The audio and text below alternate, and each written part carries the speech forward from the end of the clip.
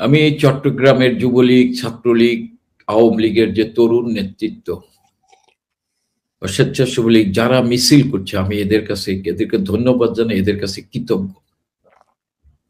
এবং আমি মনে করি এদেরকে এইভাবে নির্যাতন করে আওয়ামী লীগের কর্মীদের দাবিয়ে রাখা যাবে না। আপনি দেখছেন নোয়াখালীতে একটি ইউনিয়নে মিছিল হয়েছে, জনতার দল হয়েছে, মা সন্তানকে এগিয়ে দিচ্ছেন, যা জয় বাংলা স্লোগান দিয়ে মাঠে নাম, মা স্লোগান দিয়ে সন্তানকে মিছিলে পাঠিয়ে দিচ্ছেন। বাংলাদেশে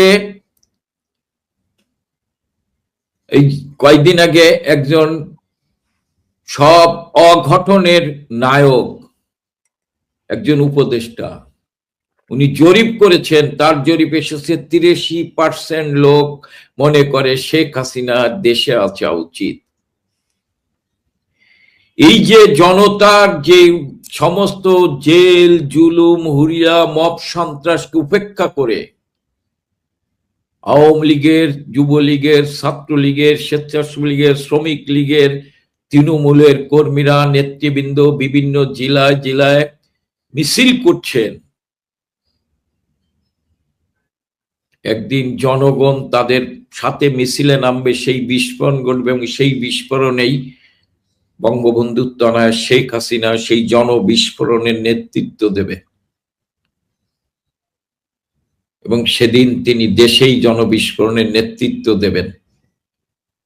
আমি শ্রদ্ধা জানাই, কৃতজ্ঞতা জানাই ওই সমস্ত তৃণমূলের নেতা কর্মীদের যারা এই মব সন্ত্রাস, জেল জুলুম হুলিয়াকে ভয় করে আজকে এই সরকারের, ইউনূস থেকে এই সরকার পর্যন্ত যত অপরাধ, অন্যায়, গুম, খুন, হত্যা, নির্যাতনের বিরুদ্ধে মিছিল করছেন, জনমত তৈরি করছেন, জনগণকে সাহস যোগাচ্ছেন, তাদেরকে ধন্যবাদ জানাই, কৃতজ্ঞতা জানাই। এবং একদিন স্লোগান উঠবে, বিচারপতি তোমার বিচার করবে যারা, আজ জেগেছে সেই জনতা। এবং কারণ আপনি যদি ছবিটার মধ্যে একটু দেখেন আপনি অবাক হবেন আসলে। এই যে দেখেন, এই যে দাঁড়িয়ালা, সাদা দাঁড়িয়ালা ভদ্রলোকটা বা এরা কিন্তু আম জনসাধারণ, একদম নিরীহ জনসাধারণ। এখানে ওদের ম্যাক্সিমাম এতে কোনো পদ পদবি নেই, কিচ্ছু নেই আসলে। এই যে ফারুক ছেলেটা, যে ছেলেটার আমি কথা বললাম, এই যে তারও যে কোনো পদ পদবি আছে তা নেই, কিন্তু একমাত্র কি তারা যুবলীগ করে, আওয়ামী লীগ করে বা ছাত্রলীগ করে, এই কারণে হয়তো মিছিল করতেছে। যার কাছে আওয়ামী লীগের জন্য টান আছে তারা গিয়া রাস্তার রিক্সার ড্রাইভার, ট্যাক্সি ড্রাইভারও মিছিল করতেছে, ধরে নিয়ে যাচ্ছে। আপনি হচ্ছেন যে এইটা হচ্ছে বঙ্গবন্ধুর প্রতি এদের ভালোবাসা, শ্রদ্ধা, শেখ হাসিনার প্রতি এদের আস্থা। আমি যে কথাটা বলি না যে আমাদের অস্তিত্ব হচ্ছে বঙ্গবন্ধু, আমাদের অস্তিত্ব হচ্ছে বাংলাদেশ, বঙ্গবন্ধু বাংলাদেশকে রক্ষা করতে, বাংলাদেশের মানুষকে রক্ষা করতে হবে। আর আমাদের অনুভূতি, আমাদের শক্তি হচ্ছে আওয়ামী লীগ এবং শেখ হাসিনা, আমাদের প্রেরণা। আজকে সেই অনুভূতি শক্তিকে আমাদের তার নেতৃত্বে বাংলাকে রক্ষা করতে হলে আমাদের প্রস্তুতি নিতে হবে মাঠে নামার, এবং আমাদের নেতাকর্মীরা মাঠে নামছেন। ইনশাল্লাহ সাধারণ মানুষও একদিন,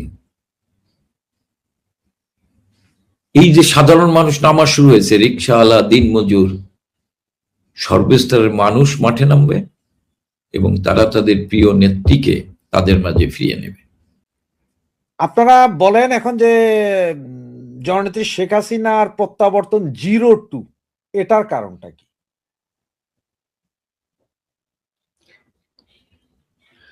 আমি মনে করি দেখেন, শেখ হাসিনার প্রত্যাবর্তন 0, শেখ হাসিনা তো প্রত্যাবর্তন করবেই, এটি শেখ হাসিনা করবে না, জনগণ চায় শেখ হাসিনা তাদের দায়িত্ব। 02 কেন বলবে? না 0-2 বলা ঠিক না, মানে শেখ হাসিনা তো তৃতীয়বারের মতো স্বদেশ প্রত্যাবর্তন করবে। আমিও সেটা বলছি, কারণ হচ্ছে 75 15 আগস্টের পরে একবার করলেন। 0-2 ধরেন শেখ হাসিনা 81 সালের 7ই মে এসেছেন, জি, তখন বাবা মা ভাই হারা শেখ হাসিনা, 33 বছর বয়স, সামরিক শাসকের রক্তচক্ষু, আওয়ামী লীগের 4.5 লাখ নেতাকর্মী গ্রেপ্তার, গুম খুন হত্যা, শেখ হাসিনার উপর নিষেধাজ্ঞা, হুমকি ভয়, শেখ হাসিনা সবকিছুকে উপেক্ষা করে তিনি 17 মে এসেছিলেন এবং দলকে পুনর্গঠন করেছিলেন, বাঙালিকে ঐক্যবদ্ধ করেছিলেন। বাঙালি সেদিন এইরকম, বাঙালি সেরকম এরকম নেতৃত্ব খুঁজছিল, কে তাদের এই অন্ধকার থেকে আলোর দিশার হিসাবে কাজ করবে, কে তাদেরকে মুক্তির পথ দেখাবে। সেদিন বঙ্গবন্ধুর তনায় আওয়ামী লীগের হাল ধরে আওয়ামী লীগকে পুনর্গঠন করেছেন, আওয়ামী লীগ ঐক্যবদ্ধ করেছেন, বাংলাদেশের অসাম্প্রদায়িক চেতনার মানুষকে ঐক্যবদ্ধ করেছেন এবং জনগণের ভোটের অধিকার প্রতিষ্ঠা করেছেন। এবং তিনি স্লোগান দিয়েছেন, আমার ভোট আমি দেবো, যাকে খুশি তাকে দেব। এবং এই স্লোগান বাস্তবায়ন করে ভোটের অধিকার প্রতিষ্ঠা করে তিনি কিন্তু 96 সালে ক্ষমতায় এসেছিলেন এবং ক্ষমতায় আসার পর প্রমাণ করেছেন আওয়ামী লীগ এবং তার প্রধান শেখ হাসিনা জনগণের কাছে যে ওয়াদা করে সেটা বাস্তবায়ন করে। ঠিক 1/11-তে, যেটা 2007 সালের 7ই মে তিনি দেশে এসেছিলেন, হুমকি ভয় ভীতিকে উপেক্ষা করে তেনাকে আসার জন্য নিষেধাজ্ঞা দেওয়া হয়েছিল, তার তিনি সেই নিষেধাজ্ঞা মানেন নাই এবং পৃথিবীর সমস্ত এয়ারলাইন্সকে মানা করে দিয়ে দেওয়া হয়েছিল যে ওনাকে যাতে বোর্ডিং না করে। এয়ারলাইন্সকে বলে দেওয়া হয়েছিল, তিনি ব্রিটিশ এয়ারওয়েজে টিকিট কেটেছিলেন, মানে আমিরাতে না ব্রিটিশের টিকিট কেটে সেই টিকিটও ক্যান্সেল করে দেওয়া হয়েছে। তিনি এসেছিলেন এবং তেনাকে বঙ্গবন্ধু তেনাকে গ্রেপ্তার করা হয়েছিল এবং 16 পয়জন দিয়ে হত্যা করার পরিকল্পনা ছিল। জনগণের চাপে মুক্তি দিতে বাধ্য হয়েছে। শেখ হাসিনা 2007-এর 7ই মে এসেছিল বলেই গণতন্ত্র পুনরুদ্ধার হয়েছিল, গণতন্ত্র পুনরুদ্ধার হয়েছিল এবং জনগণ সেদিন সমর্থন দিয়ে 2008-এর নির্বাচনে যাদের কারণে 1/11 সরকার সৃষ্টি হয়েছিল তাদেরকে জনগণ প্রত্যাখ্যান করেছিল।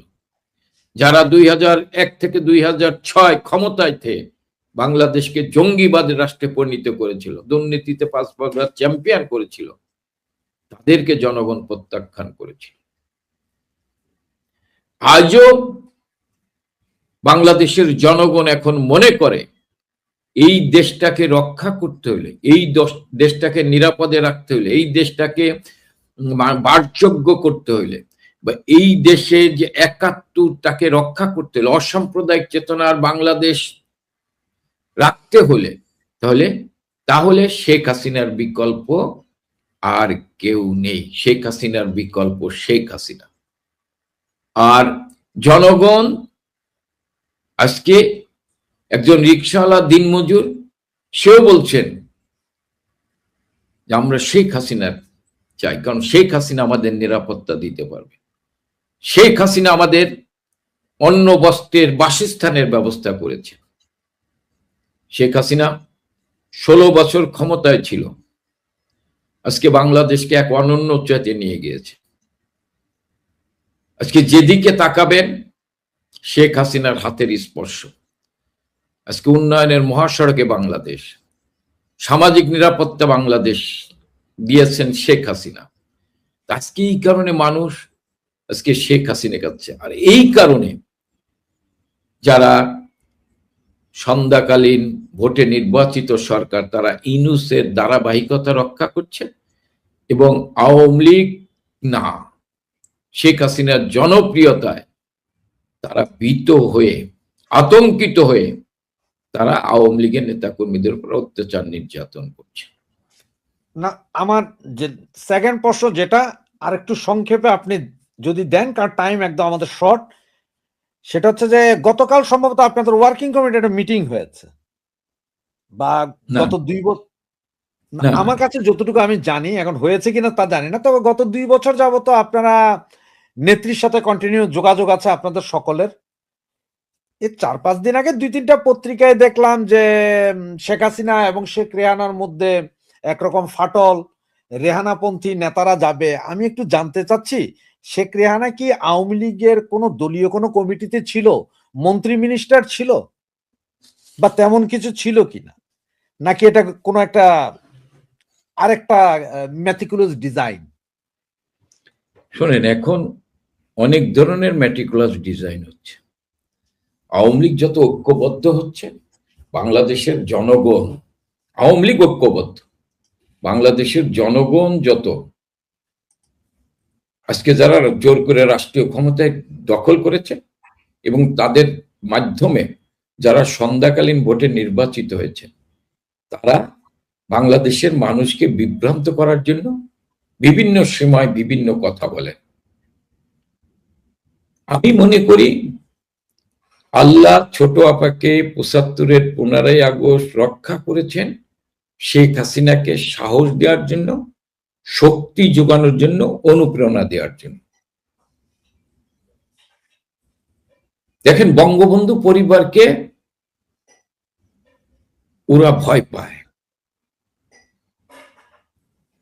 পাকিস্তানের পক্ষে যারা যারা স্বাধীনতার বিরোধিতা করেছে, জাতীয়, আন্তর্জাতিক এবং দেশীয় শক্তি, তারা মনে করে বঙ্গবন্ধু পরিবার হচ্ছে একটি শক্তি। কারণ বাংলাদেশের সাধারণ মানুষ, কৃষক, শ্রমিক, দিনমজুর, খেটে খাওয়া মানুষ, এরা বিশ্বাস করে যে তাদেরকে নিয়ে একমাত্র বঙ্গবন্ধু এবং বঙ্গবন্ধু পরিবার ভাবে। বঙ্গবন্ধু ভেবেছেন, বঙ্গবন্ধুর তনয় শেখ হাসিনা ভাবেন। এই শক্তিকে ওরা ভয় পায় বলে বারবার বঙ্গবন্ধুকে হত্যা করেছেন। এবং বঙ্গবন্ধুর 10 বছরের শিশু সন্তান শেখ রাসেলকে কেন হত্যা করেছেন? হত্যা করেছেন এই কারণে যে বঙ্গবন্ধু পরিবারের কেউ যদি বেঁচে থাকে, একদিন বাঙালিরা তার নেতৃত্ব ঐক্যবদ্ধ হবে। যেটা ৭৫ সালের 15 আগস্ট বঙ্গবন্ধুকে হত্যা করার পর ওরা মনে করেছিল যে শেখ হাসিনা, শেখ রেহানা ফিরে আসবে না, কিন্তু শেখ হাসিনার নেতৃত্বে বাঙালিরা কিন্তু ঐক্যবদ্ধ হয়েছে। এবং শেখ আল্লাহ কাছে শুকরিয়া যে শেখ হাসিনা বেঁচে ছিল, শেখ রেহানা বেঁচে ছিল বলেই বাংলাদেশ কিন্তু আবার মুক্তিযুদ্ধের ধারায় ফিরে এসেছিল। এই কারণে বারবার শেখ হাসিনাকে হত্যা করতে চায়। আর এই দুঃসময়ে সবসময় ছোট বোন শেখ রেহানা শেখ হাসিনার পাশে থেকে অনুপ্রেরণা দিয়েছেন, সাহস দিয়েছেন, শক্তি দিয়েছেন। বাংলাদেশের জনগণ যেমন, তৃণমূলের কর্মীরা যেমন শেখ হাসিনার কাছে সাহস, শক্তি, অনুপ্রেরণা, ঠিক ছোট বোন শেখ রেহানাও তার কাছে শক্তি, সাহস, অনুপ্রেরণা। আমি মনে করি আমাদের কর্মীদের বিভ্রান্ত করার জন্য এই ধরনের মিথ্যা, ভিত্তিহীন তথ্য প্রচার করা হয়। দেখেন, ১/১১ তো সেই দুঃসময় শেখ রেহানা আমাদের তৃণমূলের কর্মী নেতৃবৃন্দের সাথে যোগাযোগ রক্ষা করেছে। এবং দেখেন, ৫ই আগস্ট শেখ হাসিনা ছুটে এসেছেন বোনের পাশে। সেদিন কিন্তু 2 বোনকেই হত্যা করার পরিকল্পনা ছিল, আল্লাহ রক্ষা করেছেন। এবং বঙ্গবন্ধু পরিবারের ভাবমূর্তি ক্ষুণ্ণ করার জন্য দেখেন শেখ হাসিনার বিরুদ্ধে মিথ্যা ক্যাঙ্গারু কোর্টে একটি সাজানো নাটক করেছেন এবং ইউনূসের লিখিত রায় পড়ে শোনানো হয়েছে। জাতীয়, আন্তর্জাতিকভাবে বঙ্গবন্ধুর তনয়কে ঘিরে মিথ্যাচার করা হচ্ছে। আজকে আপনি বাংলাদেশেই তো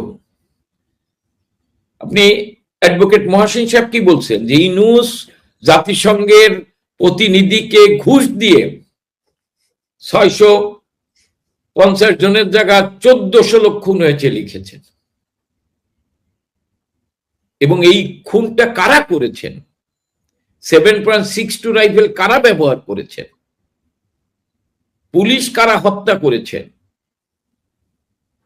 আজকে তো মানুষ বুঝতে পারছে যে 24-এর 5ই আগস্ট ক্ষমতার পরিবর্তনের জন্য নয়, বাংলাদেশকে পরিবর্তনের জন্য, বাংলাদেশকে ধ্বংস করার জন্য, 71কে মুছে ফেলার জন্য 24-এর 5ই আগস্ট সৃষ্টি হয়েছে।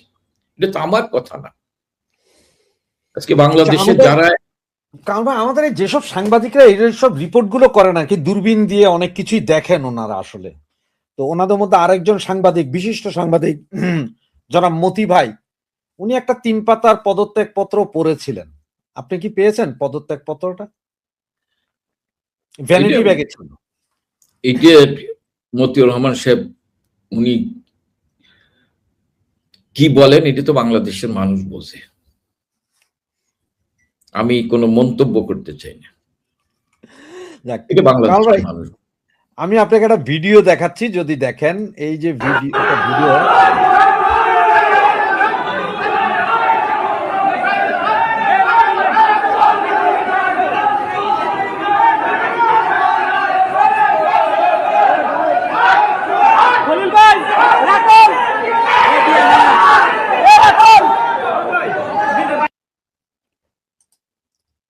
এরপরে একটা ফটো কার্ড দেখাচ্ছি। এই যে 13 জন চট্টগ্রামের ডাবলমুরিং মডেল থানা পুলিশের বিশেষ অভিযানে যুবলীগের সভাপতি সহ 13 জন গ্রেপ্তার।